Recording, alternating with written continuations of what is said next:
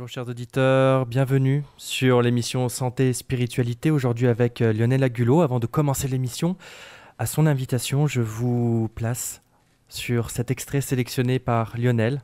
On revient dans quelques minutes. Om Mani Padme Hum. Om Mani Padme Hum. À l'étude de soi, l'homme saura pourquoi. À la recherche du moi, elle trouvera sa voie. Om Mani Padme Hum. Om Mani Padme Hum. L'inconscient de mon être, rien ne peut apparaître. Régissant l'intuition n'est que respiration. Om Mani Padme Hum. Om Mani Padme Hum. Par l'hypnose éveillée, l'homme sera révélé. De plomb, le conscient deviendra de l'or blanc. Om Mani Padme Hum. Om Mani Padme Hum. Aucun doute de moi, je n'ai peur de personne. Et ne suis coupable dans la belle vérité. Om Mani Padme Hum.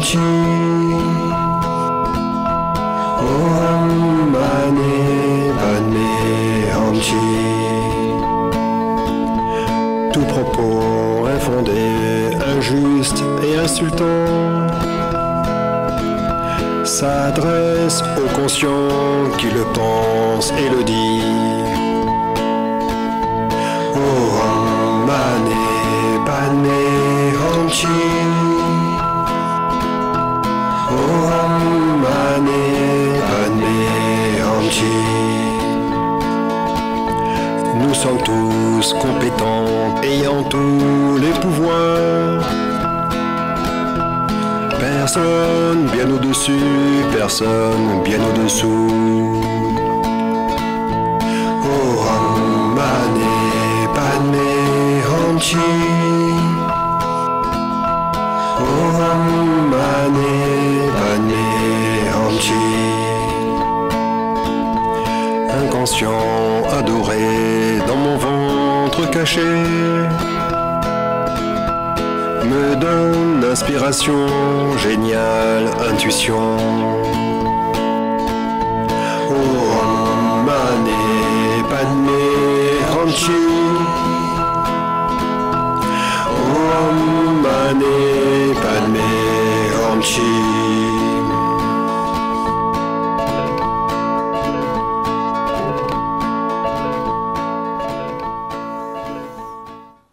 De retour sur le magazine Santé et Spiritualité, votre magazine quotidien où nous abordons aujourd'hui la question, mais la relation de la vie, mais aussi de l'analyse, une façon d'approcher les différentes contraintes de la vie pour aller plus loin, mais aussi d'acquérir sur le terrain de l'inconscient quelques clés de réponse. Aujourd'hui avec Lionel Agulot qui nous a fait le plaisir de nous partager ce morceau que nous venons de vous diffuser.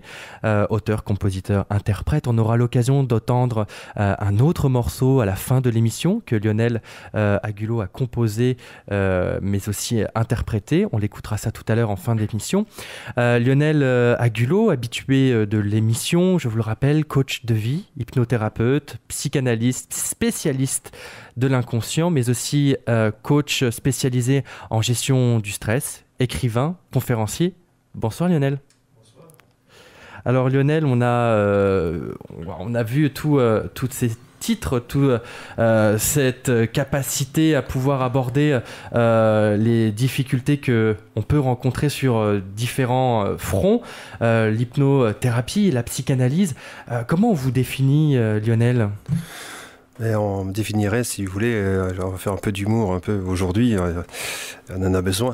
Je serais ce qu'on appelle un chaman occidental qui possède une voix diphonique qui émet donc 3 vibrations. Donc elle émet 2 sons, mais dans les 2 sons il y a un intervalle, donc ça fait 3 vibrations, ce qui fait que c'est une voix qui soigne naturellement. Dès que je parle, je soigne les gens, puisque l'inconscient qui est situé dans l'estomac et les intestins va déclencher donc 6 neurotransmetteurs, à savoir l'encéphaline, dopamine, endorphine, mélatonine, sérotonine et ocytocine. D'accord. Et donc, vous êtes un peu le convecteur de toutes ces hormones. Par votre biais, on peut y accéder plus facilement ? Oui, parce que l'inconscient situé dans l'estomac et les intestins a soif de vérité, justement à notre époque, à tout ce qu'on entend aujourd'hui sur les ondes et la radio. Ce qui est fondamental, c'est le son et la vibration de la voix, parce que dans chaque voix de l'être humain, on a toute sa propre histoire, mais également, on peut savoir, si on a une oreille bien attentive, savoir si lorsqu'une personne parle, si elle parle faux, si elle parle vrai, si c'est un menteur, un manipulateur, ou si c'est quelqu'un qui est sincère. D'accord, donc c'est un petit peu ce que vous avez essayé de faire en nous diffusant votre morceau, justement, où c'est les échos de ces mantras, c'est ça ? Alors, c'est la chanson que j'ai créée et que j'ai mis en place et composée, c'est en même temps le lien entre l'Occident et l'Orient. Ce sont des mantras en français que j'ai écrits, parce que d'habitude c'est plutôt en sanskrit, donc on le psalmodie en sanskrit. Bon, là c'est plutôt une forme occidentale avec une musique agréable à entendre et qui est sur une fréquence de 422 Hz. Il faut savoir que la musique que vous venez d'écouter, et ce qu'il y a d'exceptionnel, c'est qu'elle est sur 422 Hz. Ma voix, quand je parle, elle est basée sur le diapason de Mozart. Le diapason de Mozart, quand il composait sa musique au XVIIIe siècle, c'était 422 Hz. Alors que la musique d'aujourd'hui, c'est 440 Hz. Et donc ce 422 Hz, littéralement sur le corps, ça a quel effet ? Ça a effet d'ouvrir les chakras du corps, du deuxième chakra jusqu'au 7e, jusqu'au chakra coronal en fin de compte. Donc ce sont des vibrations qui soignent le corps en fait par vibration. Et je pense que dans le futur, il n'y aura plus de médicaments, on soignera les gens uniquement par énergie-vibration. Et c'est la médecine du futur. D'accord. Est-ce que ce morceau qu'on aura la chance d'écouter tout à l'heure est dans cette lignée ? Alors l'autre morceau, non, c'est un autre morceau, c'est un morceau pop-rock. C'est pour démontrer que tout être humain, nous possédons tous les pouvoirs, nous avons tous les champs de compétences. Et donc à ce moment-là, lorsqu'on la développe, on peut le développer à l'infini, quel que soit son champ de compétences et son corps de métier. Et c'est une chanson pop-rock d'amour, c'est une chanson que j'avais écrite à 17 ans à mon amoureuse de l'époque, parce que j'étais amoureux fou. Et donc cette chanson, j'ai eu la chance d'avoir un de mes fils qui a fait le riff à la guitare, et de ce riff à la guitare, on en a fait une chanson avec un ingé son qui s'appelle Martin Lasselle, qui est très connu aux États-Unis. Et avec cet ingé son, on a fait une musique d'amour en fin de compte. C'est une musique de jeunes, et puis ma voix change encore. Donc quand on écoute le chant, c'est une voix. Quand on chante un pop rock, c'est encore une autre voix, et quand vous m'entendez, c'est encore une autre voix. Et si sur mes CD d'hypnose, c'est encore une 4e voix. C'est toujours sur des fréquences qui sont particulières. Alors, cette capacité orale, est-ce que vous l'appliquez aussi d'une certaine manière dans votre pratique thérapeutique ? Est-ce que justement vous arrivez à rentrer dans différentes manières, dans différentes thérapies pour soigner ? Disons, ce qui est très simple, c'est que le talent que je possède est comme tout un chacun. C'est dans le domaine de l'inné. Je suis né avec cette voix, donc mon père était baryton, et il a une très belle voix, il chantait du Jean Ferrat, donc mon père était renommé à ce niveau-là, et donc moi je suis pas un baryton, je suis un baryton Martin, c'est-à-dire que je suis coincé entre le ténor et le baryton, ce qui fait que quand je chante ou quand je parle, en fin de compte, on ne sait pas si j'ai une voix de très jeune ou si j'ai une voix ancienne, on ne sait pas trop déterminer si on m'a au téléphone ou si on m'entend à la radio, quel âge j'ai vraiment en fait. D'accord. Et donc, imaginons dans les thérapies, est-ce que justement vous arrivez, tel un caméléon, à adopter telle ou telle thérapie pour l'adapter à chaque problématique, à chaque spécificité? Je m'adapte à rien. Vous savez, c'est les maîtres, lorsqu'ils officient, venant l'âge aidant, parce que j'ai 62 ans, donc j'ai 24 ans de carrière, on simplifie notre pratique en fait. Et donc notre voix, comment dirais-je, s'agrège de l'expérience ancienne et obtient une profondeur, une puissance qui est de l'ordre de l'inouï en fin de compte. Et les maîtres vont jusqu'à plus loin, ce qui est au-delà de leur voix. En fin de compte, leur aura est tellement importante qu'il suffit qu'ils se présentent pour guérir la personne sans même qu'il ouvre la bouche. Vous voyez ce que je veux dire? Et pour répondre à votre question, oui, mais non, je ne fais pas un caméléon, je ne m'adapte pas du tout. Je n'ai qu'une seule chose à faire, c'est émettre le son, la voix, la vérité, c'est-à-dire d'être authentique et sincère. Et il faut savoir que lorsque je parle, si vous voulez, je ne parle pas avec mon mental qui réfléchit. Je parle d'une manière totalement inconsciente. Vous me dites, mais attendez, s'il parle de manière inconsciente, il dit n'importe quoi. Non, je ne dis pas n'importe quoi. Je parle avec... C'est comme si mon mental était en osmose avec mon inconscient. Et ces deux cerveaux, le cerveau entérique et le cerveau encéphalique, n'en font plus qu'un. Donc je ne deviens qu'être vérité en fait. Donc ce que j'évoque va choquer certains mentaux ou certains mentales qui ne vont pas supporter, mais ça, les rationalistes et cartésiens vont se voir. Mais pour les autres qui ont des âmes chamaniques ou guérisseurs, ils vont se connecter à ma vibration et instinctivement, ils vont se mettre en osmose avec moi en fait. C'est pour ça qu'en thérapie, lorsque les gens viennent me voir, ce sont souvent des êtres chamaniques, ce sont des âmes guérisseuses en fait, comme moi, mais ce sont ce que j'appelle ça des bébés chamans. Et moi, en tant qu'accoucheur des bébés chamans, eh bien, à ce moment-là, je fais en sorte qu'ils soient dans leur champ de compétences, qu'ils puissent aider les autres aussi, en fait. Parce que le but d'un être guérisseur, quel qu'il soit, c'est de soigner par la peinture, la sculpture, par la parole, par les mains, par tout outil à ce niveau-là, pour permettre à l'être en face d'enlever sa souffrance, en fait. Et en fait, il y a en général, dans mes calculs, il y a un chaman pour un groupe de 50 à 100 personnes en France, comme dans tout pays d'ailleurs. Hein, dans l'humanité, nous ne sommes qu'une seule et même personne, nous ne sommes qu'un seul peuple, l'espèce humaine. Et dans chaque espèce, toute espèce humaine, entre 50 et 100 groupes, il y a toujours un être chamanique qui est là pour soigner. Et donc on est toujours dans un champ de compétences. Et ça rejoint bizarrement ce que nous étions à l'origine. Nous étions des clans de 30 à 50 personnes dans la canopée.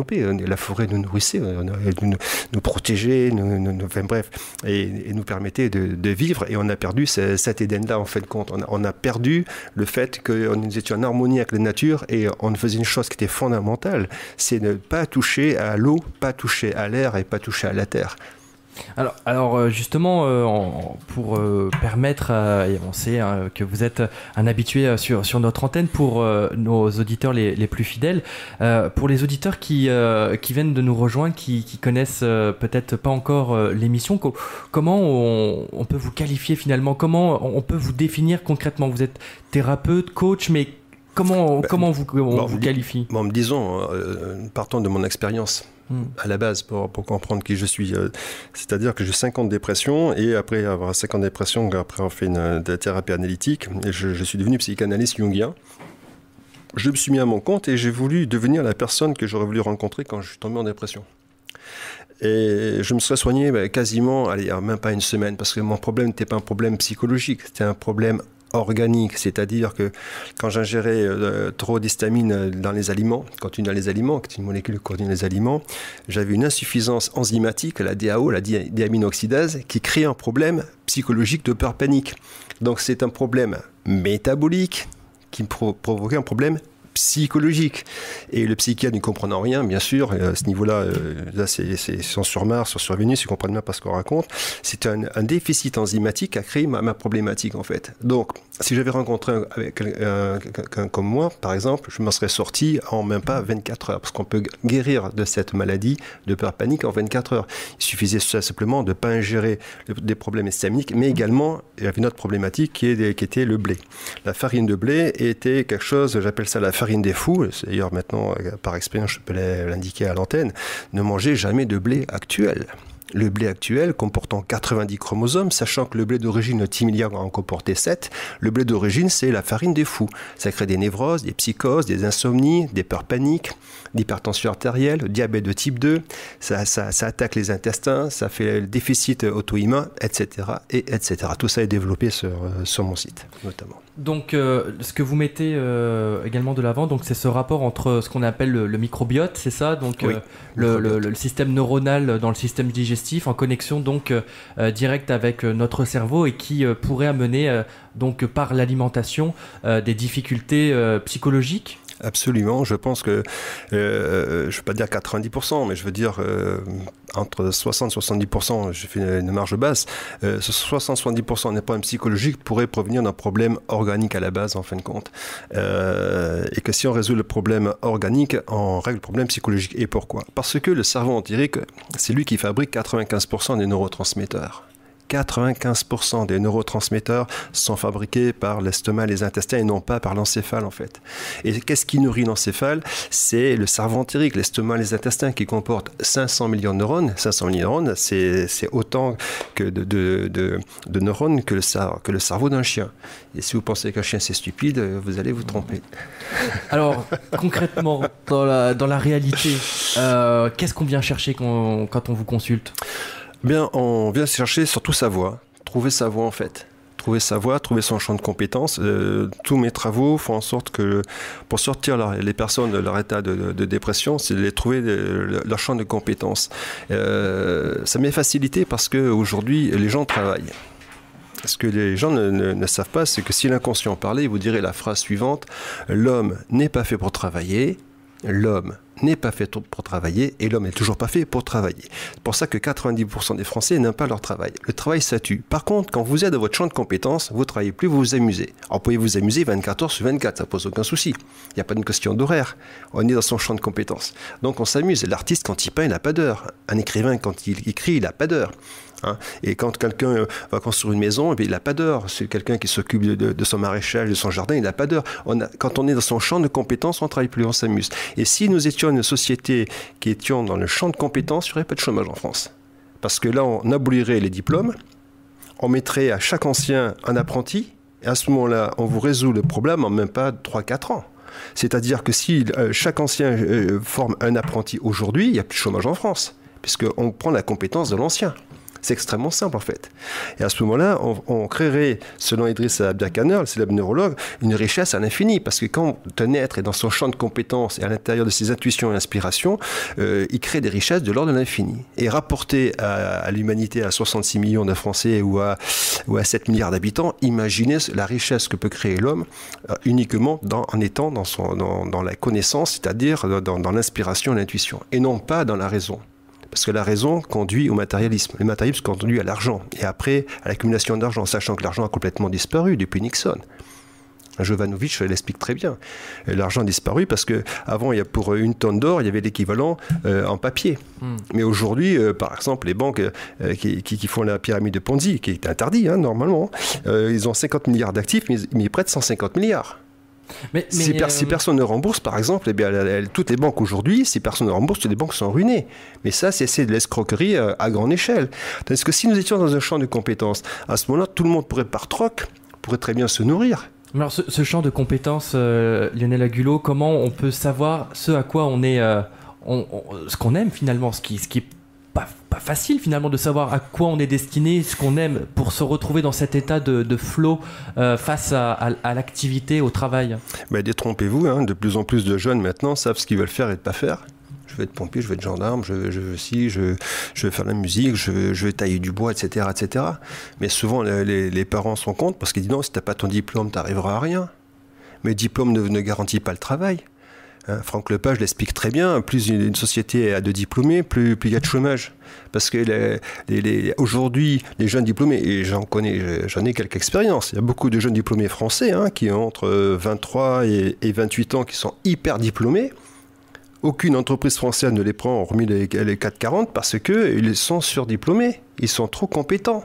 Donc ce qui fait que notre jeunesse française hyper diplômée part à l'étranger. Parce que c'est à l'étranger qu'on cherche leur champ de compétences. Il y a des sociétés telles que les Américains, on ne cherche pas votre diplôme, on cherche votre champ de compétences. Si vous démontez un moteur, vous n'avez pas de CAP, on s'en fiche que vous ayez un CAP ou pas. Si vous êtes carrossier, vous savez remettre une aile au poinçon, au petit marteau, à taper dessus et que vous y arrivez à le faire, eh bien on vous prend directement aux États-Unis parce que vous êtes compétent. Tandis qu'en France, on cherche la diplômite aiguë. Alors, la diplômite aiguë, ça crée la maladie. C'est pour ça que souvent, les étudiants, on leur bourre tellement le crâne que de faire des études, à la limite, ça ne sert à rien. Moi, je dis, tous ceux qui viennent dans mon cabinet, ce sont souvent les derniers de la classe, les rebuts de la société, les moutons noirs de la famille. Mais quand ils viennent me faire mes travaux, c'est les gens les plus puissants de la planète. Parce qu'ils deviennent invincibles dans leur champ de compétences. Donc là, on serait dans le registre du coaching, dans les... Alors, ça va... Psychanalyse, psychologie, psychothérapie et coaching à la fin. C'est une genèse en fait. C'est une genèse. Il faut tirer le fil en fait. C'est-à-dire qu'il faut comprendre quelle est la personne qui est en face de nous. Et à partir du moment où on le comprend, c'est extrêmement simple. On donne des angles de vue. C'est le sujet que je voulais faire aujourd'hui. C'était angle de vue. Question d'angle en fait. Le thérapeute doit trouver l'angle de vue, la perspective que ne voit pas la personne. Nous ne sommes que des indicateurs d'angle en fait, ou de prospective. À partir du moment où la personne aperçoit l'angle ou la prospective, la personne sort très vite de la dépression. C'est parce que qu'est-ce que c'est qu'un état dépressif? C'est qu'on est dans un angle qui est mauvais, on est carrément par terre en fait, on rampe par terre. On ne prend pas de la hauteur tel un faucon qui va dominer la situation. Tout le but pour nous, c'est de faire devenir tout un chacun un faucon, afin qu'il puisse avoir la position de l'observateur par rapport à la chose, la situation, la personne observée. Parce que rendez-vous compte que tant que vous êtes observateur de la situation, vous n'arriverez rien. Dès que vous êtes mu par les émotions, vous êtes perdu. Alors, où est la frontière entre angle de vue et ignorance? Justement, poser la question, c'est y répondre. D'accord. Donc, d'une certaine manière, vous nous sortez d'une forme d'ignorance pour aborder un nouvel angle de vue, finalement. Alors, c'est l'ignorance du mental. C'est l'ignorance du mental. Parce que quand je vous parle, par exemple, votre inconscient sait ce que je dis. Parce que c'est de l'ordre de l'inné. Mais l'inné, vous le possédez tel que moi. Vous êtes aussi puissant que moi. Je ne suis pas au-dessus de vous ni en dessous de vous. Dans ma chanson, je le dis, je suis personne dessus, personne en dessous. Vous êtes mon égal. Les inconscients sont égaux entre eux. Il n'y a que le mental qui fait la différence entre les uns, le riche et le pauvre, le plus intelligent, le plus bête, etc. Ça n'a aucun sens. Où est l'intelligence? On pense qu'il y a des gens qui sont très bêtes. Mais les gens qu'on pense très bêtes ont parfois des avis d'une pertinence inouïe, d'une intelligence inouïe. Alors, comment identifier que nous sommes dans un angle de vue toxique? Quand on tombe malade. C'est aussi simple que ça. Dès que le process, c'est quand on tombe malade, on a des insomnies, on a des aigreurs d'estomac, on a des palpitations, etc., c'est que votre inconscient, gentiment, vous dit « ma chérie » ou « mon chéri, I am désolé de bête, mais il va falloir que tu changes d'angle, il va falloir que tu changes de position, il va falloir que tu changes de métier, il va falloir que tu fasses une reconversion, parce que le métier que tu fais est toxique, est en train de t'assassiner, c'est-à-dire que tu restes dans une position qui est intenable. Si tu subis un harcèlement moral, tu sais que tu as le droit de démissionner. Tu as le droit de quitter un harceleur ou une personne toxique. Pourquoi? Parce que tu es en danger. Tu mets ta vie en danger. Tu es en train de détruire ton capital santé. C'est pour ça que les gens ne savent pas une chose fondamentale. Au-delà du capital argent qui n'existe pas, c'est la monnaie de singe. Le plus important pour l'humain, c'est son capital santé qu'il doit préserver. Quand on est un bébé, on est milliardaire. Quand on a 20 ans, on est millionnaire. Quand on a 40 ans, on est smicard. Après, on fait ce qu'on peut.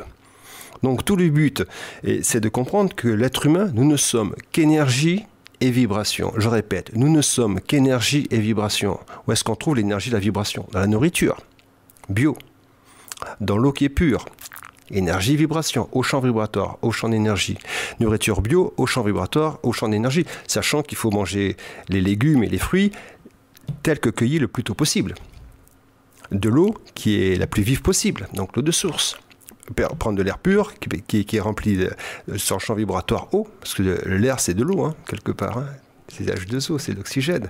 Donc cet oxygène doit être à haut champ vibratoire et à haute énergie. Quand vous respirez de l'air pur, buvez de l'eau pure et que vous mangez des aliments purs, déjà vous êtes à haut champ vibratoire. Premier élément. Et deuxième élément, si vous êtes dans votre champ de compétences, vous augmentez votre champ vibratoire. C'est-à-dire vous tombez plus jamais malade.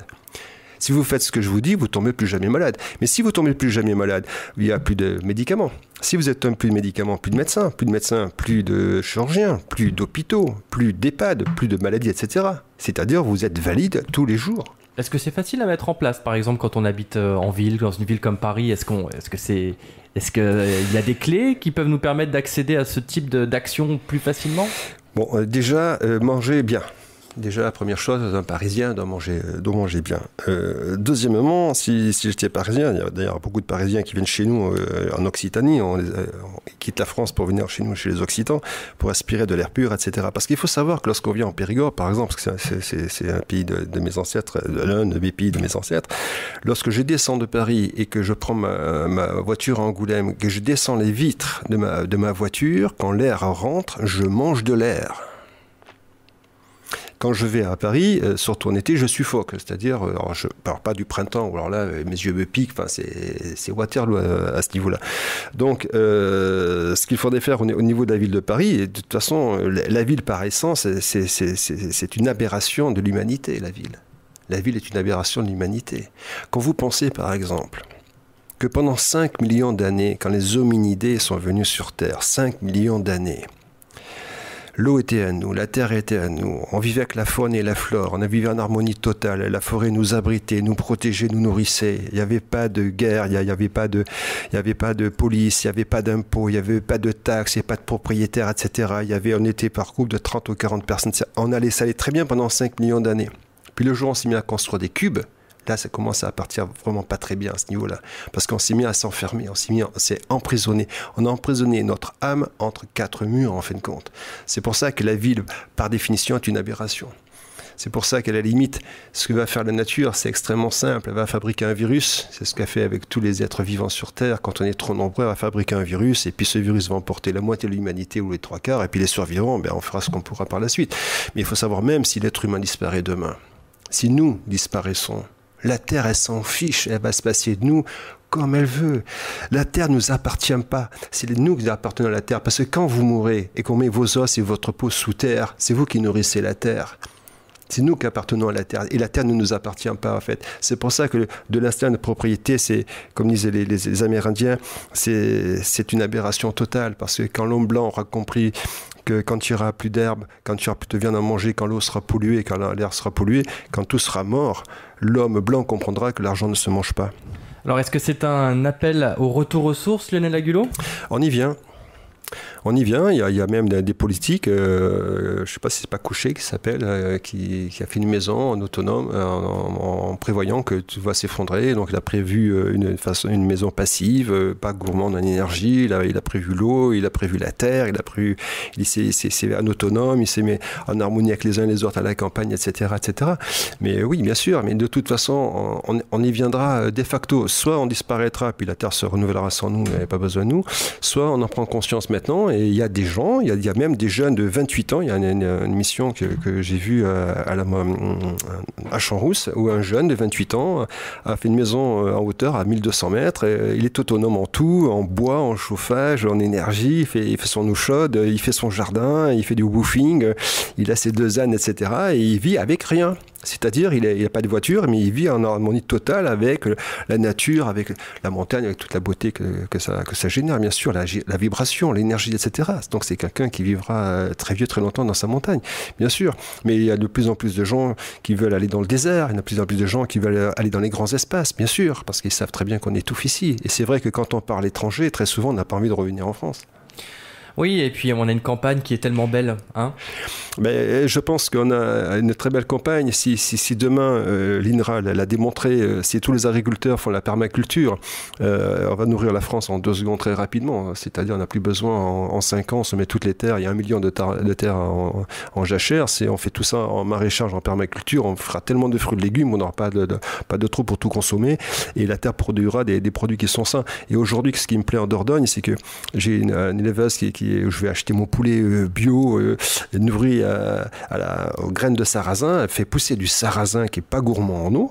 Elle fait plus son maïs. Elle fait pousser du sarrasin en Dordogne. Voilà, elle a des terres, etc. Elle nourrit ses poulets au sarrasin qui sont magnifiques, super bons, etc. Elle travaille tellement bien qu'elle n'a pas besoin de plus parce qu'elle ne peut pas fournir. Donc tellement elle a de succès.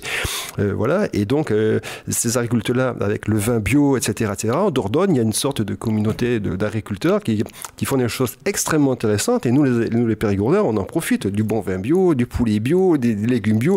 Ça commence à se développer de manière très importante en Dordogne. Je ne sais même pas s'il n'y a pas une cantine, la première cantine bio de France, qui n'est pas à Belvès, chez nous, en Dordogne. Donc, on fait école. Et en plus, Périgord, c'est le pays de la bonne bouffe, hein, donc comme dans beaucoup de départements. Ouais. Mais je pense que c'est ça qu'il faut se tourner. Énergie, vibration, dans tous les sens du terme. Et oui, en circuit très court comme ça, c'est fascinant, c'est super intéressant. Lionel Agulot, je vais passer comme à notre habitude dans l'émission Santé et Spiritualité. Toutes les 30 minutes, on rappelle les informations, les actualités, mais aussi toutes les coordonnées pour contacter notre invité ce soir, Lionel Agulot. On revient tout de suite.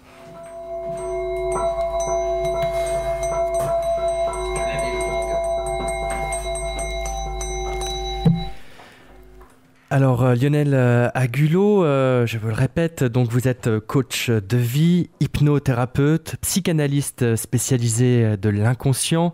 Vous travaillez sur le coaching en gestion de stress. Vous êtes également écrivain et conférencier, hypnothérapeute certifié par le New York Training Institute. Et vous avez été formé par Anne Linden, ancienne élève du docteur Milton Erickson, donc le créateur, l'instigateur, l'initiateur de l'hypnose ericksonienne, et vous pratiquez l'hypnothérapie et la psychothérapie depuis 24 ans. Vous possédez donc une solide expérience professionnelle et donc vous vous démarquez notamment par votre spécialité de l'inconscient.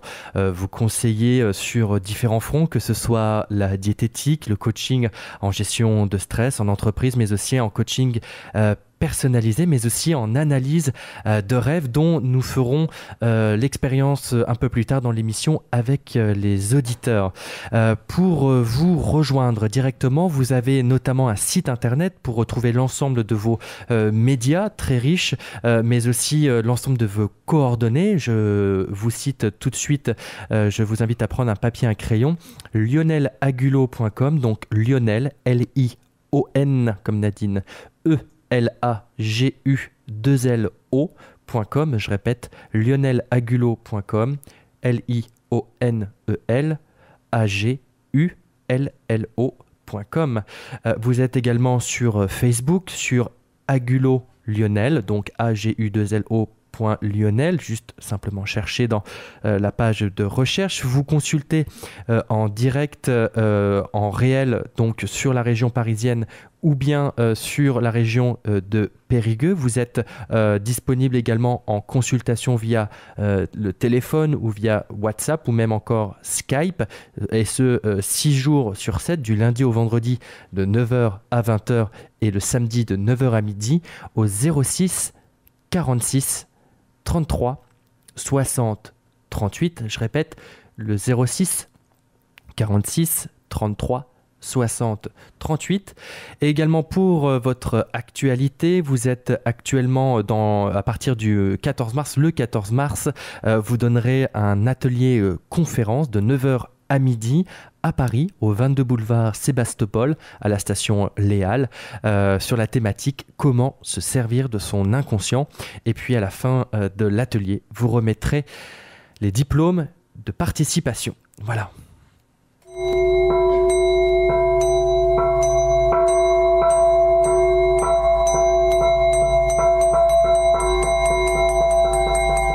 C'est une note que j'ai du mal à chanter. Alors Lionel Agulot, on reprend notre discussion. Il est 18h actuellement. Je vais inviter pour nos auditeurs qui veulent consulter Lionel Agulot pour une analyse de rêve, comme à l'habitude lors de ses interventions dans notre émission Santé et Spiritualité. Chers auditeurs, l'antenne est désormais ouverte. Le standard est ouvert pour contacter Lionel Agulot pour l'analyse de vos rêves au 08 92 23 95 20. Om Mani Padme Hum. Om Mani Padme Hum. À l'étude de soi, l'homme saura pourquoi. À la recherche du moi, elle trouvera sa voie. Om Mani Padme Hum. Om Mani Padme Hum. L'inconscient de mon être, rien ne peut apparaître. Régissant l'intuition n'est que respiration. Om Mani Padme Hum. Om Mani Padme Hum. Par l'hypnose éveillée, l'homme sera révélé. De plomb, le conscient deviendra de l'or blanc. Om Mani Padme Hum. Om Mani Padme Hum. Amis auditeurs, vous êtes toujours sur les ondes de radio ici et maintenant au 95.2 FM.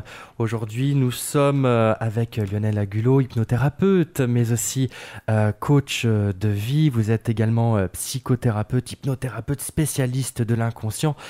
Je vous rappelle que l'antenne est ouverte pour poser vos questions à Lionel Agulot. Simplement contactez le 08 92 23 95 20. L'antenne est disponible, à tout de suite. Infondé, injuste et insultant,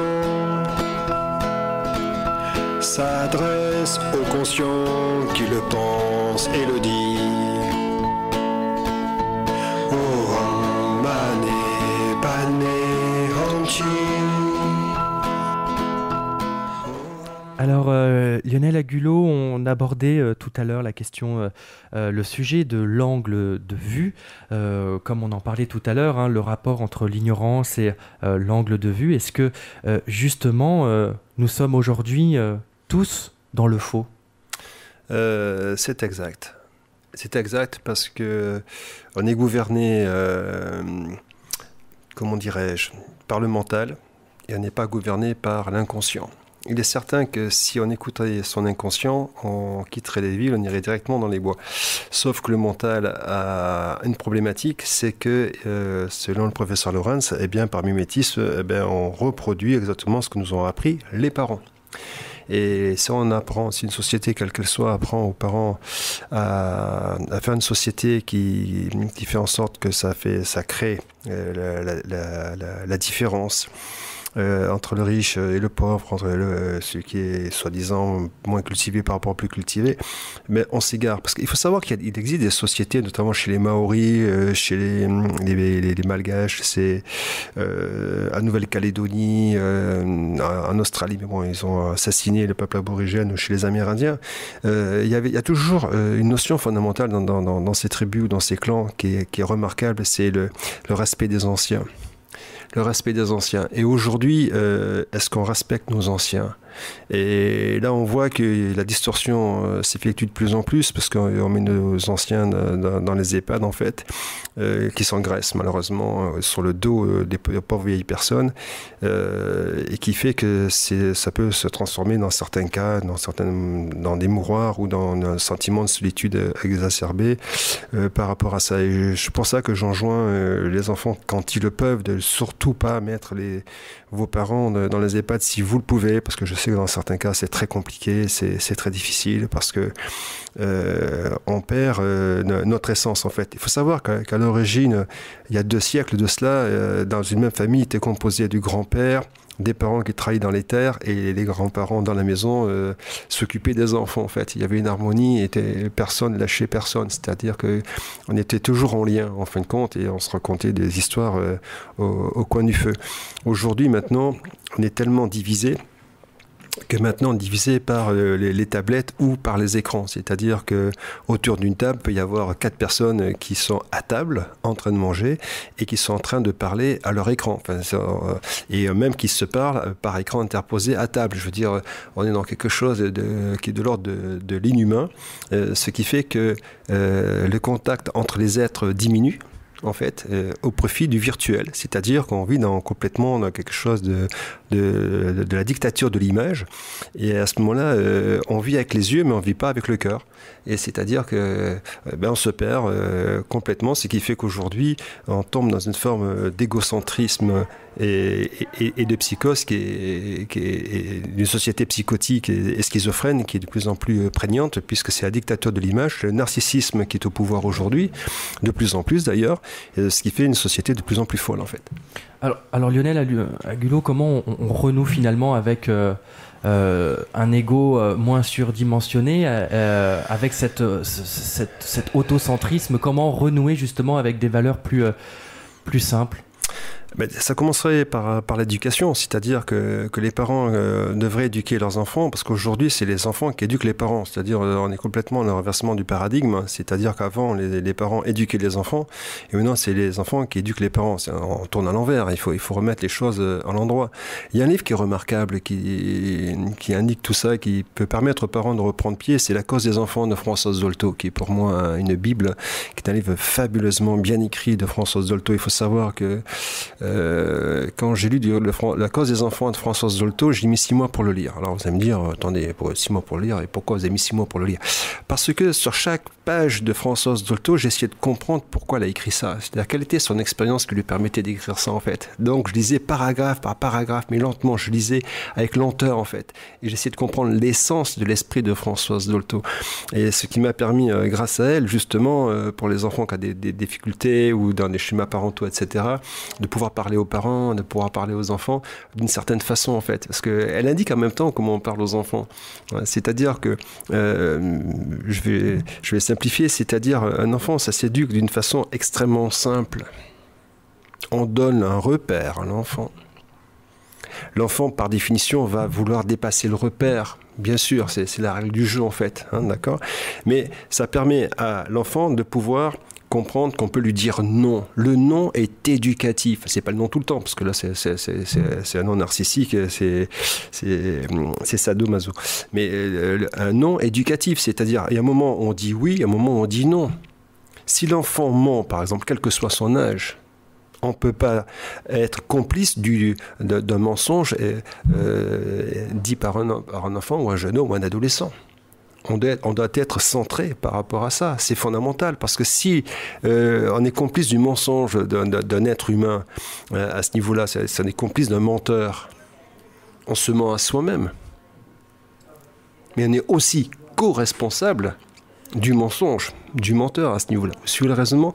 Donc à ce moment-là, il faut éduquer l'enfant dans la vérité, la plus fine et la plus proche. C'est pour ça que François Dolto avait dit une phrase qui était un peu révolutionnaire, qui n'a pas plu à beaucoup, qui disait que la meilleure des éducations, parfois, ce ne serait pas d'éducation du tout. Bien sûr, il y a des enfants qui sont enlevés dans la rue, qui ont bien plus de morale que des enfants qui ont été super bien éduqués. Et pourquoi? Parce que quand on est super indiqué, il y a un tas d'interdits, les autres n'ont pas d'interdits. Ce qui fait que les autres qui n'ont pas d'interdits, ils ont appris de leur échec et comment se tromper pour ne pas recommencer. Mais quelqu'un qui a toujours été éduqué dans la droiture, dans la perfection, etc., effectivement, le jour où se trouve dans l'imperfection, mais il perd pied, donc il boit, il fume, etc., il tombe de Carimansi-là. C'est pour ça que très souvent, une trop bonne éducation est plus dangereuse que pas d'éducation du tout. Alors, pour les parents qui nous écoutent, justement avec ce souci de vouloir toujours bien faire pour son enfant, mais en vous écoutant, qui prendrait conscience que justement, à vouloir trop bien faire, on risque de faire des victimes collatérales plus tard. Comment, dans des petits conseils du quotidien, on peut justement... sans aller forcément dans l'extrême qui pourrait être connoté à l'abandon, mais d'accompagner l'enfant à plus d'autonomie? Par l'expérience. C'est-à-dire, on donne un repère à l'enfant, il l'applique ou ne l'applique pas. Et après, il apprend par son expérience. Elle explique l'histoire d'un enfant qui ne veut pas mettre son gilet. Je ne vais pas mettre du gilet, je veux ressortir en t-shirt, etc. Très bien. Françoise Dolto dit laissez-le aller torse nu, ou aller en t-shirt dehors, ou s'il a peu habillé, qu'il est froid, laissez-le son expérience. Le jour où il a froid, il aura son nez qui coule et qu'il aura marre d'être froid, il prendra lui-même le gilet. Le parent va vous dire oui mais j'ai peur qu'il soit malade. Ah il tombera malade. Alors je conseille aux parents, si vous voulez pas que vos enfants tombent malades, il y a 3 aliments meurtriers qu'il faut pas donner à un enfant, c'est le lait de vache, lait, beurre, yaourt, crème fraîche et fromage à base de lait de vache. Vous abolissez de cette alimentation. 3e aliment inflammatoire également qui est dangereux et qui crée l'insomnie, perte de mémoire, trouble d'attention, hyperactivité, ça c'est le blé. Vous enlevez tout ce qui est pain, pâtes, brioche, croissant et gâteau, et le sucre blanc. Et le sucre blanc est hautement toxique parce que ça fait des crises d'hyperglycémie suivies des crises d'hypoglycémie, ce qui fait que l'enfant après grignote, boulotte et puis se met à manger toujours des aliments sucrés et a des troubles du comportement.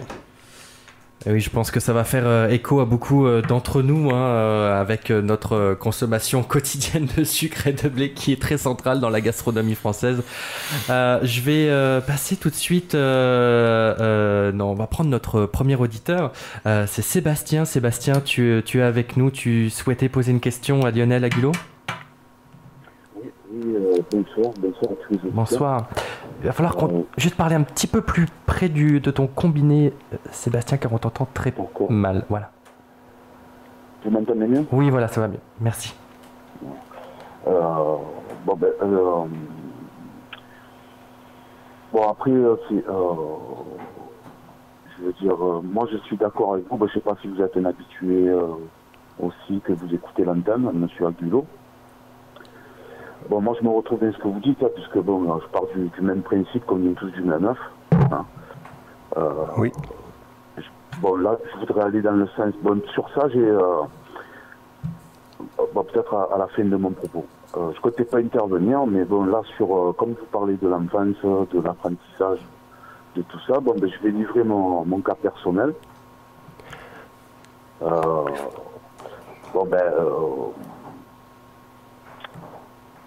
Comment dire ? Moi, je me suis mis à... j'ai été très précoce. J'ai été prématuré. J'ai appris dernièrement... J'ai un rapport assez... Allô, vous m'entendez ? Ah, je vous entends bien maintenant, oui. Voilà. Donc j'ai un rapport assez particulier avec tout ce qui est le monde médical, depuis que je suis né. Oui.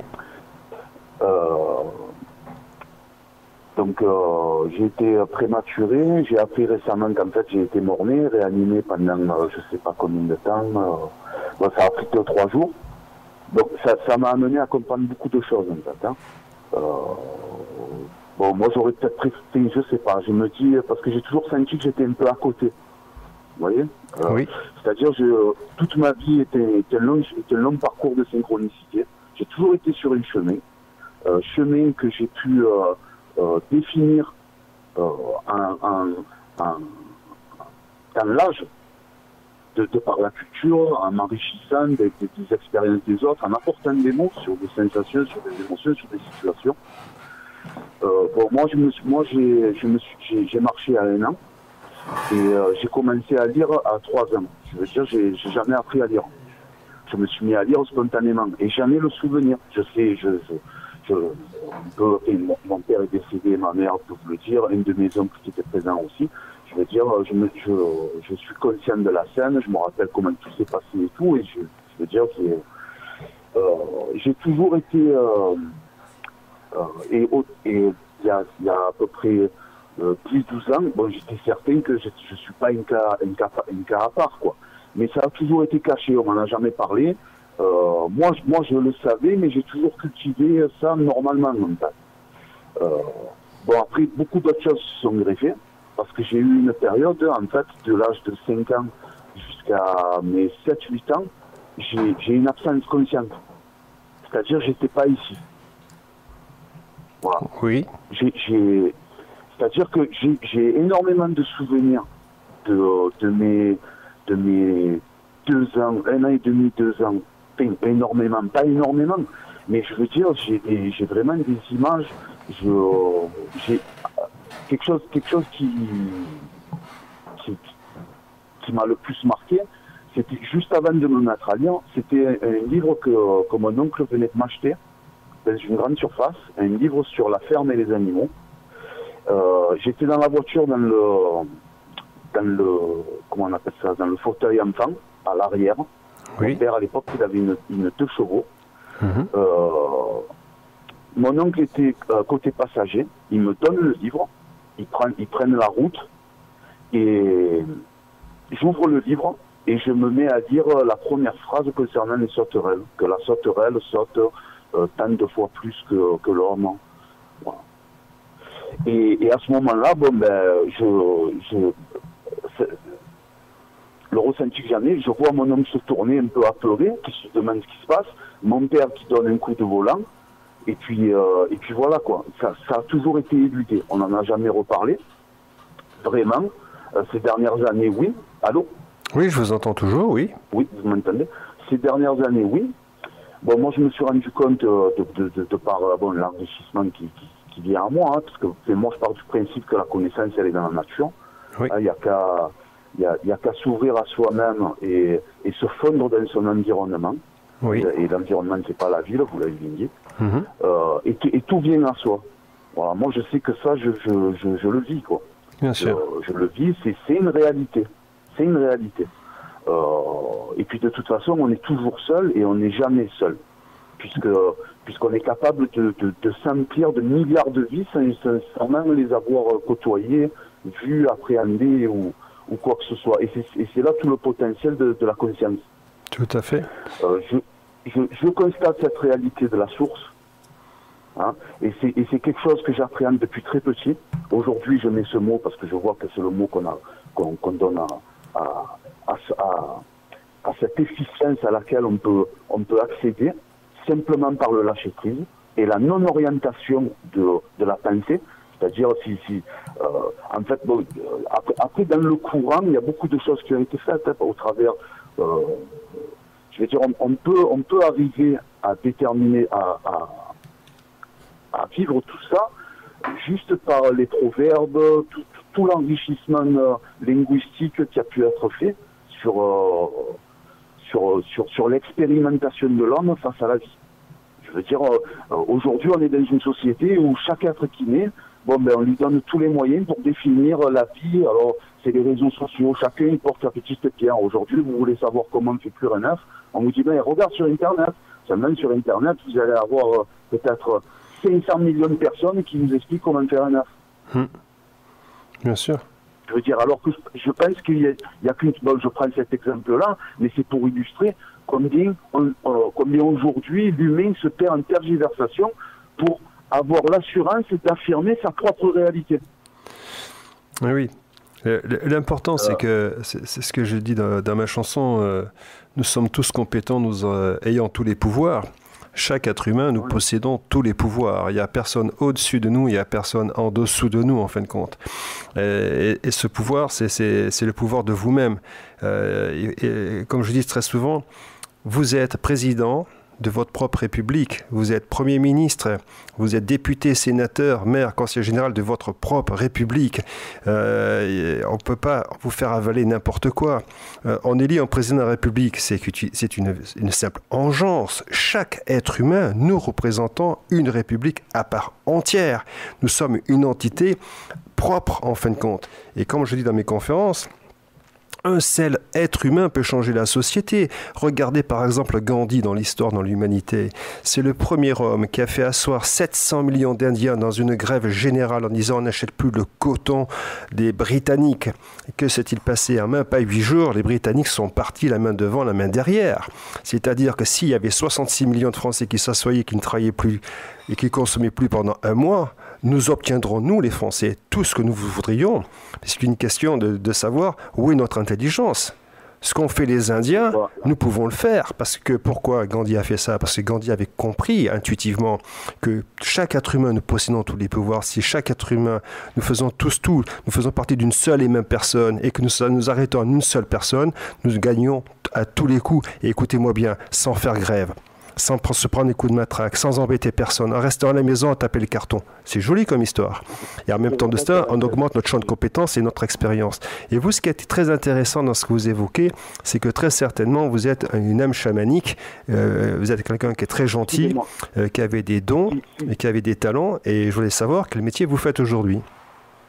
Alors, attendez, déjà bon, pour clôturer, donc j'ai su, il y a quelques années, bon, ben c'est parce que j'ai toujours l'interrogation. On ne peut s'interroger que sur soi au travers de sa vie, quoi. Enfin, je veux dire, partir de...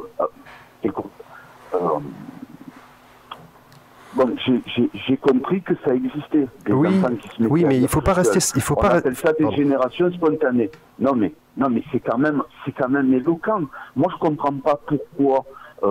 Moi, je sais que j'ai pas été en fait pris en charge correctement. Et par la suite, quand je vous dis que j'ai eu cette absence de conscience, c'est-à-dire que de l'âge de bon, je sais que j'ai lutté contre le fait d'être ici, très jeune, parce que j'ai compris que j'étais peut-être pas dans, je sais pas, il y a soit le cadre social, soit l'époque. L'époque, je pense pas. Je pense que c'est bon. Mais peut-être que voilà, c'est une erreur de, je sais pas, qui a fait que j'ai pas été, ou alors c'est le système qui fait ça. Parce qu'aujourd'hui, on ne s'intéresse plus à l'enfant. On ne s'y intéresse plus.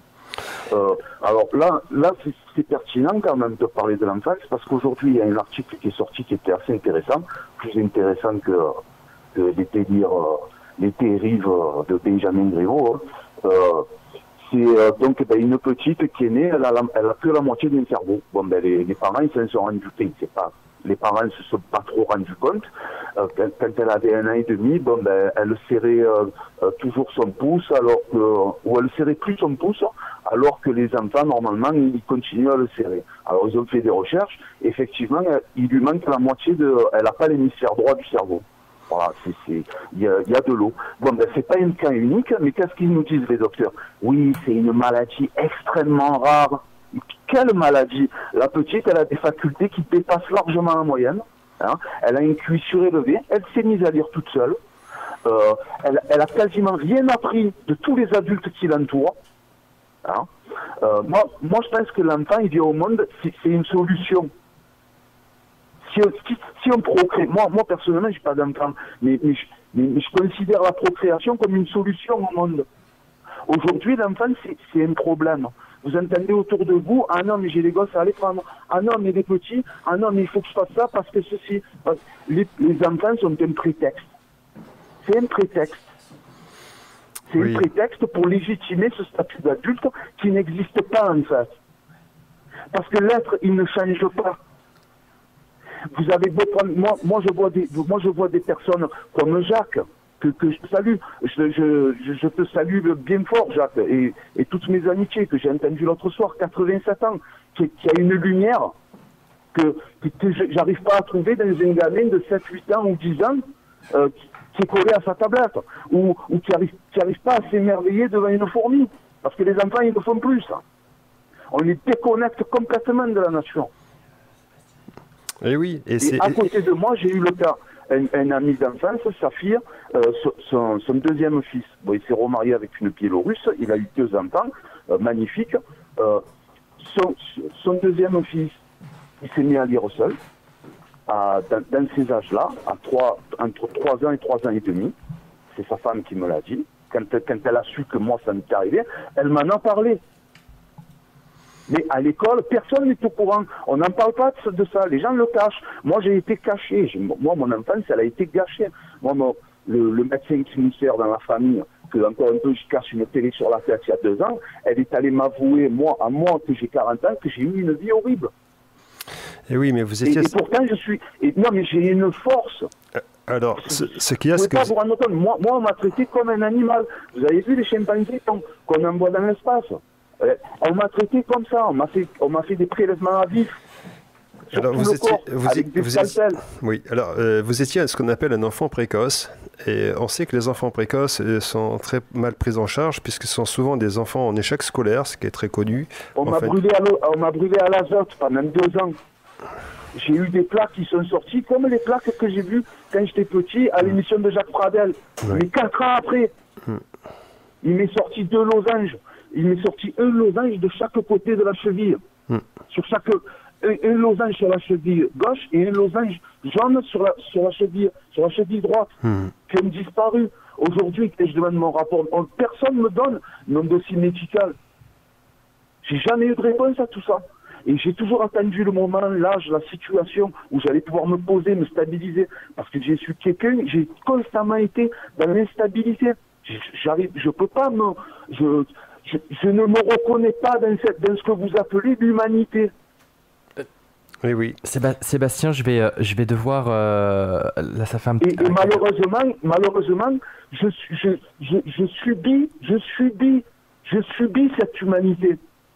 Alors, je la subis parce que je sais que je ne peux pas accéder à l'expérience qui m'est donnée pleinement. Alors, écoutez... Au travers, ne serait-ce que la nature. Vous dites la France, c'est un pays... Il y a quelqu'un qui a dit la France, c'est un beau pays. Mais c'est le pays le plus paysager du monde. Ça fait 2000 ans qu'on travaille la terre. Elle est rincée, la terre. Ah, les coteaux, ils sont beaux. Mais c'est parce qu'on les exploite. Ou qu'on les exploite pas. La nature, elle est déformée en France. Enfin voilà, je me suis écarté. Mais tout ça pour vous dire que l'enfant, laissez-le tranquille. Absolument. Laissez-le, il n'a pas besoin de nom, de prénom, de quoi que ce soit, ou d'apprendre, ou qu'on lui nourrisse le cerveau. Et j'espère que la nature, au travers l'exemple de cette fillette, vous pouvez taper Google Actualité, fillette qui lui manque la moitié du cerveau, et vous pouvez lire l'article, comme c'est éloquent. Et j'espère qu'au travers de ça, beaucoup comprendront que la nature, elle cherche sûrement une issue pour conscientiser l'univers. Parce que l'humain avec Sébastien, Sébastien, écoutez, on est obligé de vous arrêter un petit peu parce que votre témoignage est fondamental et très important. Je conclurai votre histoire. Il y a aux États-Unis un homme qui dans son cerveau ne comportait que 20% de la totalité et qui s'est marié, a eu des enfants et il a travaillé normalement. Voilà, c'est pas parce qu'on a un hydrocéphale, c'est-à-dire le cerveau est rempli d'eau avec un petit cerveau que ça empêche l'être humain de vivre. Voilà. Oui, non, mais vous vous rendez compte comme c'est éloquent. Pourquoi est-ce qu'on se laisse piloter par des gens? Sébastien, je vais devoir reprendre l'antenne. Sébastien, elle est obligée de... Merci. C'est très gentil de votre part et si vous voulez continuer la conversation, vous m'appellerez par la suite et je serai avec plaisir que je vous recevrai. Merci Sébastien. C'est par équité pour que tout le monde puisse avoir la parole. Voilà, on a eu le droit pendant un quart d'heure de pouvoir avoir ton partage. Je continue, on reprend l'antenne donc santé et spiritualité. Nous sommes toujours avec Lionel Agulot. On fait notre petite page de rappel des coordonnées. À tout de suite.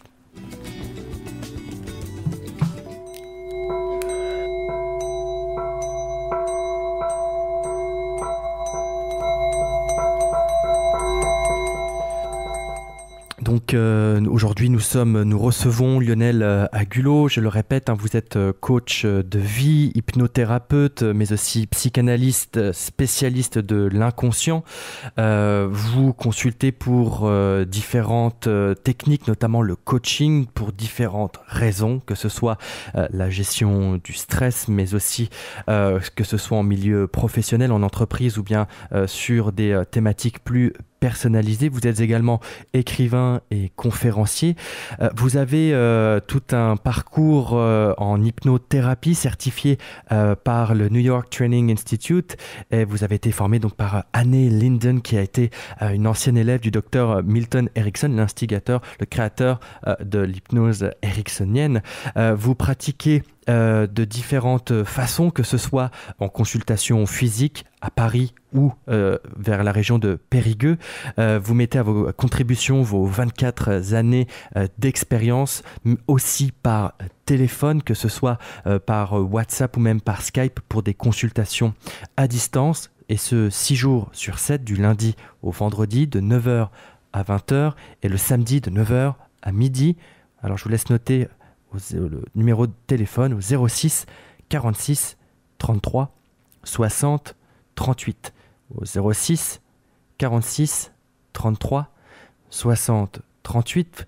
Vous avez également un site internet sur lequel on peut retrouver l'ensemble de vos activités, mais aussi du contenu, des médias, sur lionelagulo.com, LIONELAGU2LO.com. Je répète, lionelagulo.com, LIONELAGU2LO.com.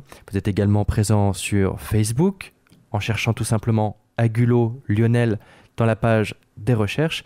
Et concernant votre actualité, vous êtes au mois de mars, le 14 mars exactement, vous serez en conférence à Paris de 9h à 12h le 14 mars au 22 boulevard Sébastopol.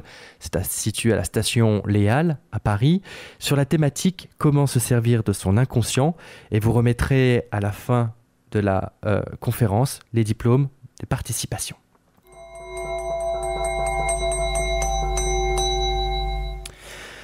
Alors Lionel Agulo, nous sommes dans la partie de l'émission où justement nous permettons à nos auditeurs d'interagir avec vous, de pouvoir communiquer directement.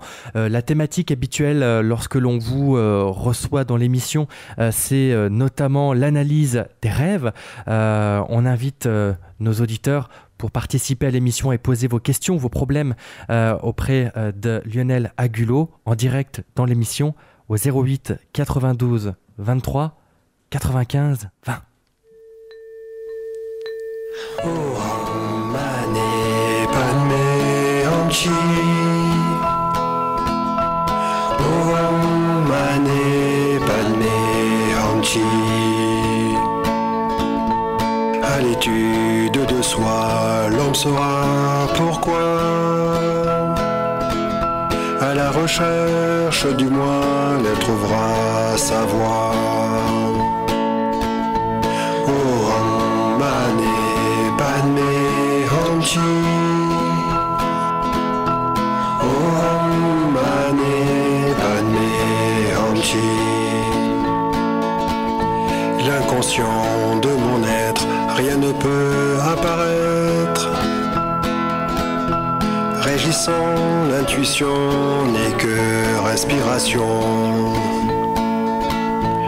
Oh, Mane Padme.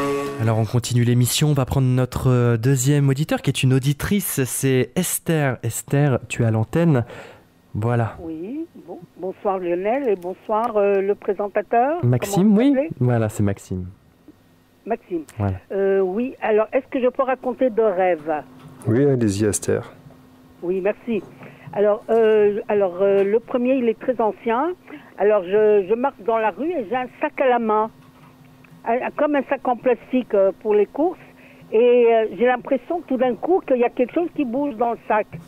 Alors, je me dis, oh là là, enfin, ça doit être un poulet. Mais comment ça se fait, le poulet, il bouge?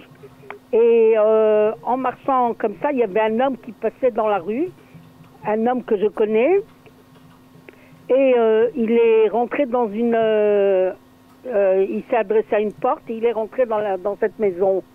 Et voilà, ça c'est le premier. Je vous raconte déjà le deuxième. Allez-y. Tout de suite. Oui. Alors donc, moi, mon mari n'est plus de ce monde.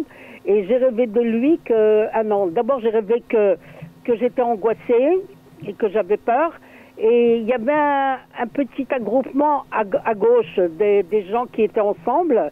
Et de ce groupe-là, il sort quelqu'un, et ce quelqu'un, c'est mon mari, mais pas quand, à l'âge où il est décédé, il paraît jeune homme et vif, et très gai, il était très gai, il est venu vers moi, et moi, j'étais très contente de le voir, parce que c'est comme s'il calmait ma peur, c'est-à-dire c'était une solution à ma peur.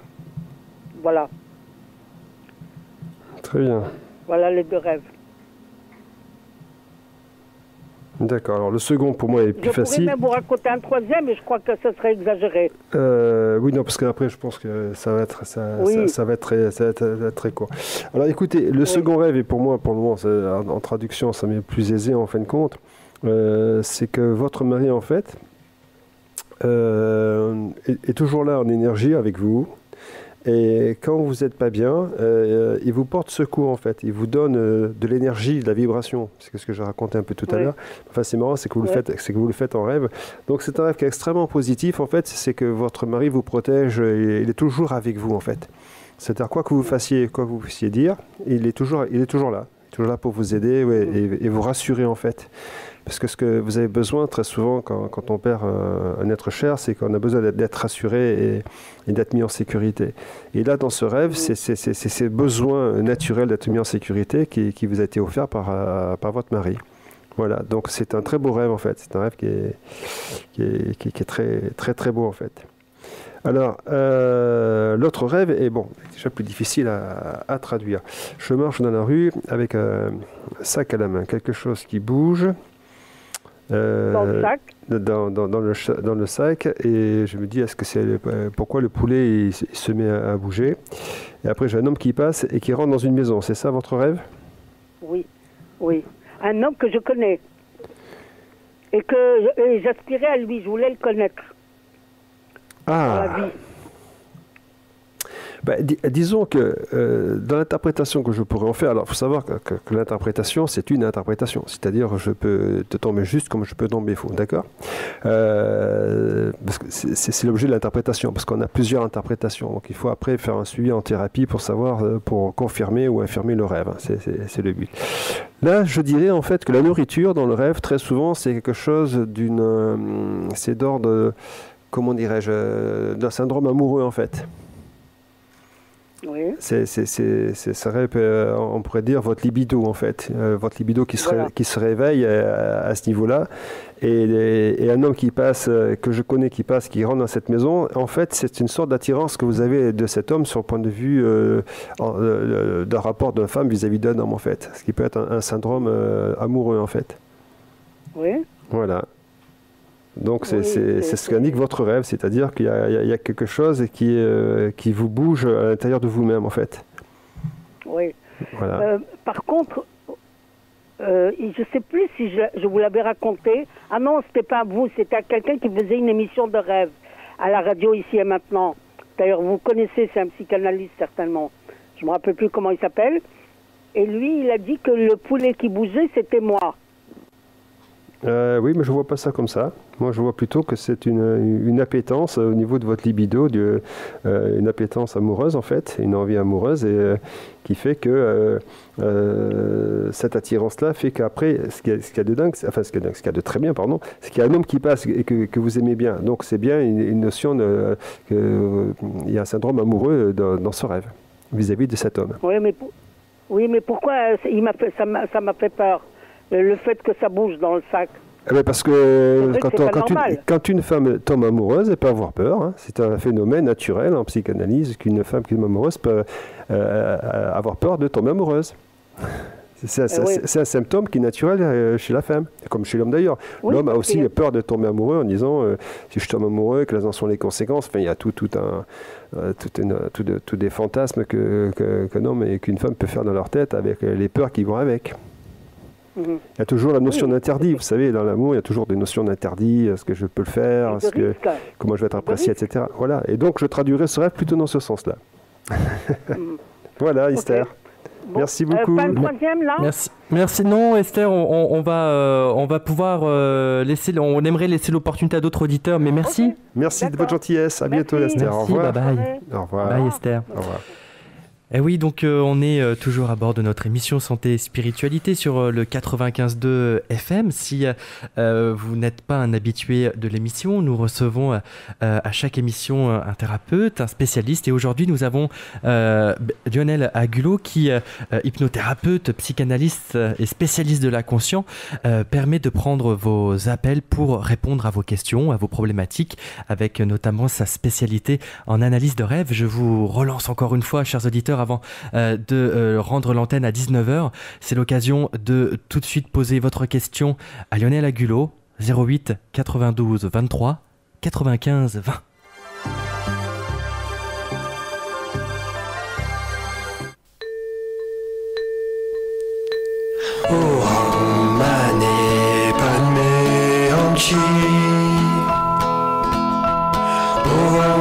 Mane palme solitude de soi, l'homme saura pourquoi. À la recherche du moi, elle trouvera sa voie. Oh, Mane, Padme, Hamchi. Oh, Mane, Padme, Hamchi. L'inconscient de mon être, rien ne peut apparaître. Régissant l'intuition n'est que respiration. Oh, Mane, Padme, Hamchi. Oh, Mane, Padme, Hamchi. Par l'hypnose éveillée, l'homme sera révélé. De plomb, le conscient deviendra de l'or blanc.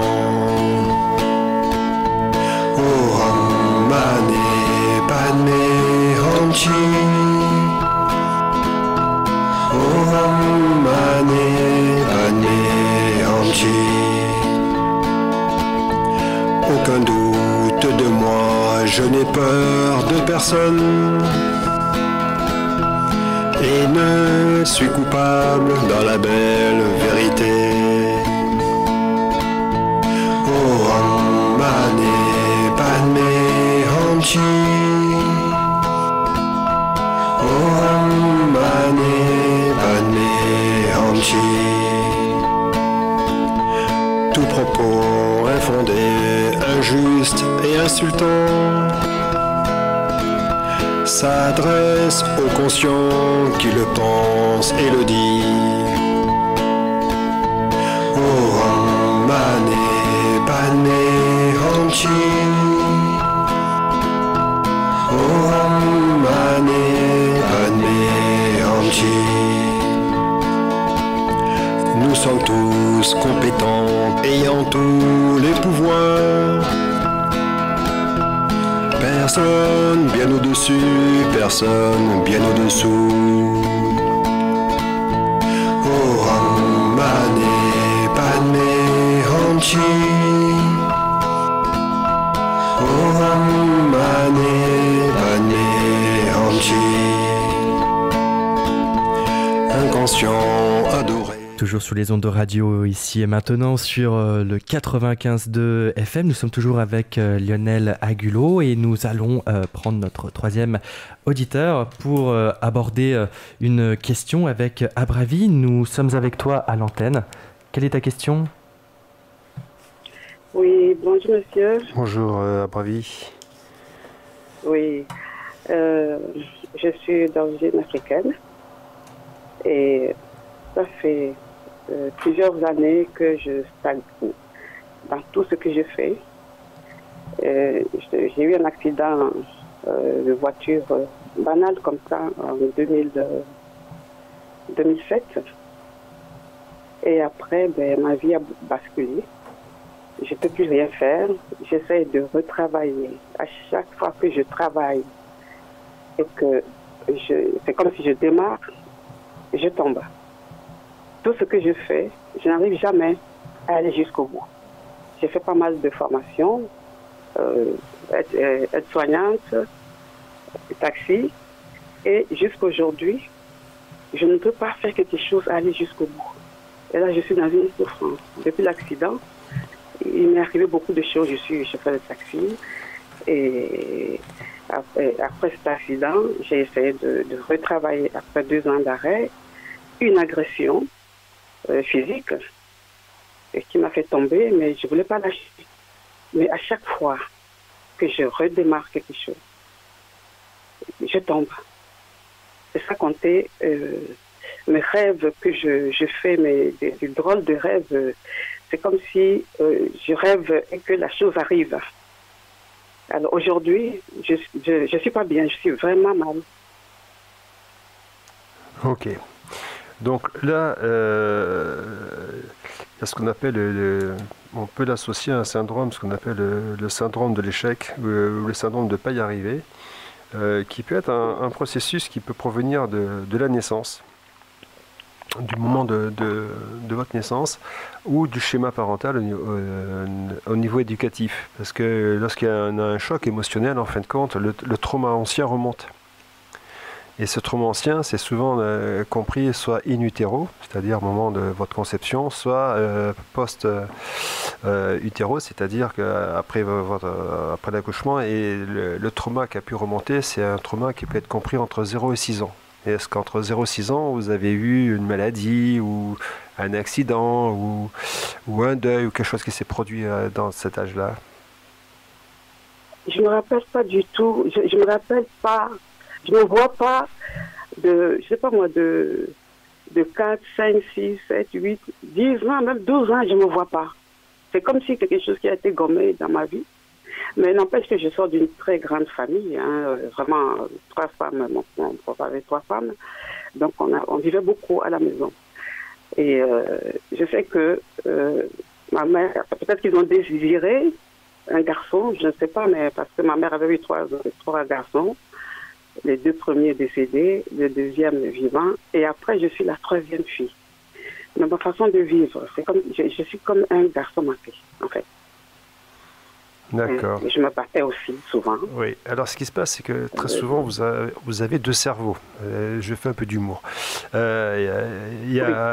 êtes contradictoire, vous êtes dans l'entre-deux, et vous êtes dans l'indécision.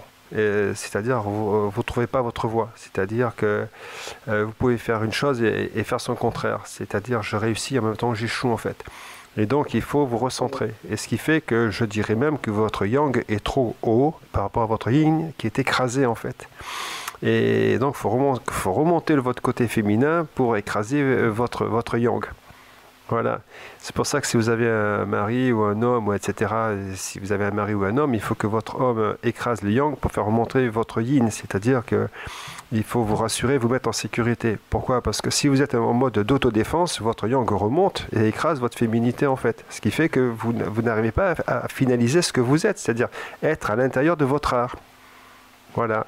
Et c'est pour ça que dans mes travaux, justement, les personnes dans votre cas m'intéressent beaucoup sur le plan clinique, dans un sens où j'essaie la personne de retrouver sa féminité, sa voix et d'être à l'intérieur de son art, en fait. Parce que ce dont vous avez besoin, c'est être à l'intérieur de votre art. Ah. Voilà. Abravi, est-ce que ça répond un petit peu à, est-ce que ça te donne un peu quelques clés, parce que on va bientôt rendre l'antenne dans quelques minutes. Est-ce que ça t'a éclairé sur quelques points? Pas beaucoup, mais je pense que je vais rappeler quand même. Ok, on va rappeler les coordonnées dans quelques minutes. Voilà, vous me rappelez et on verra ça ensemble. Je ferai une réponse plus complète par rapport à vous permettre de sortir de la situation dans laquelle vous vous trouvez. Merci Abravi. Merci Abravi. Merci beaucoup. Bye bye. Merci à toi aussi. Merci, au revoir. Alors Lionel, on remercie évidemment les auditeurs qui ont pris le temps de partager un petit bout de leur intimité. Et qu'est-ce qu'on peut se souhaiter justement dans des déséquilibres? Là, on a vu avec notre précédente auditrice, face à des déséquilibres majeurs comme ça, qu'est-ce qu'on peut se souhaiter avec autocompassion, si je peux dire comme ça? C'est-à-dire qu'il faut que ces êtres humains qui m'ont appelé retrouvent leur centre, en fait, leur envie et leur champ de compétences.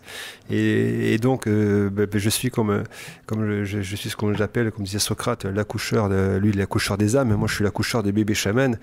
Ces gens ont des dons, et à ce moment-là, j'essaie de les ancrer dans leurs dons afin qu'ils trouvent la voie. Parfait. Merci pour ces bons mots. Je vais clôturer l'émission avec un dernier rappel de vos coordonnées, Lionel, et ensuite nous écouterons donc votre titre que vous avez écrit, composé avec votre fils, c'est bien ça, hein? Oui, mon fils a fait la musique, et ensuite moi j'ai fait les paroles, et c'est une chanson d'amour pour la Saint-Valentin, hein, pour ceux qui veulent écouter. Parfait. Et pour en transmettre cette chanson à leur bien-aimé, au féminin ou au masculin. Parfait. Merci Lionel Agulot, merci beaucoup. Merci beaucoup, Maxime. Alors on passe tout de suite sur le rappel des coordonnées. Je vous invite à prendre votre crayon et votre papier.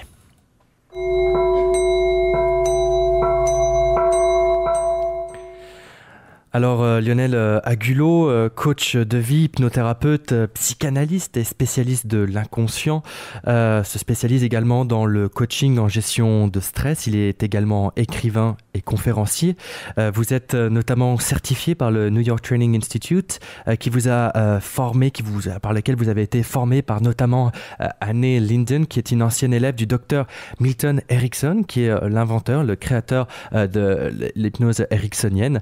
Vous pratiquez depuis plus de 24 ans maintenant et vous êtes notamment spécialisé et même un spécialiste de l'inconscient. Vous conseillez notamment sur différents fronts, que ce soit la diététique, mais également la gestion du stress, que ce soit en entreprise ou sur des fronts plus personnels. Et également, comme on a pu le voir aujourd'hui, vous êtes spécialisé dans l'analyse des rêves.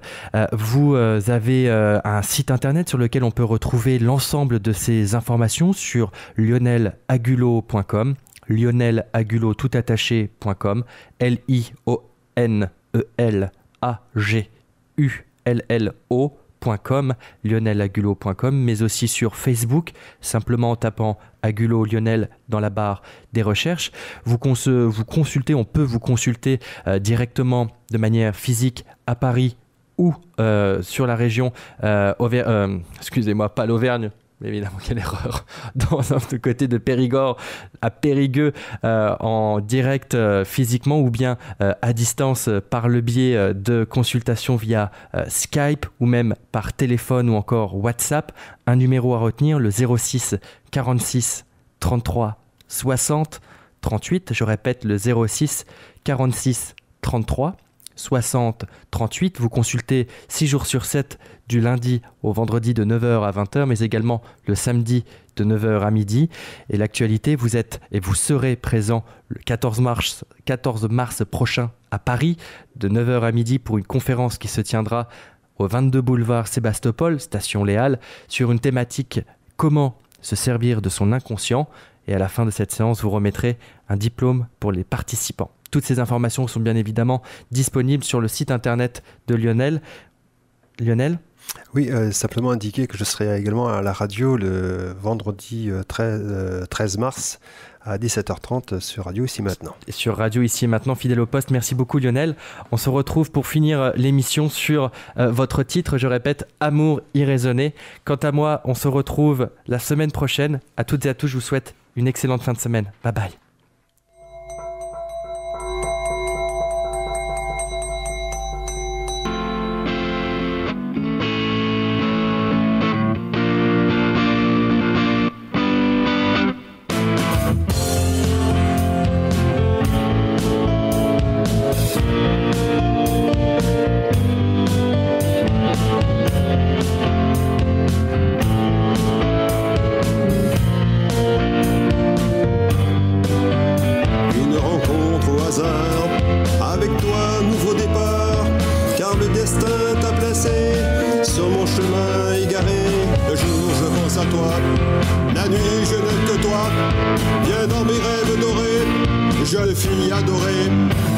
Passant par la nuit des temps, nous marchons tranquillement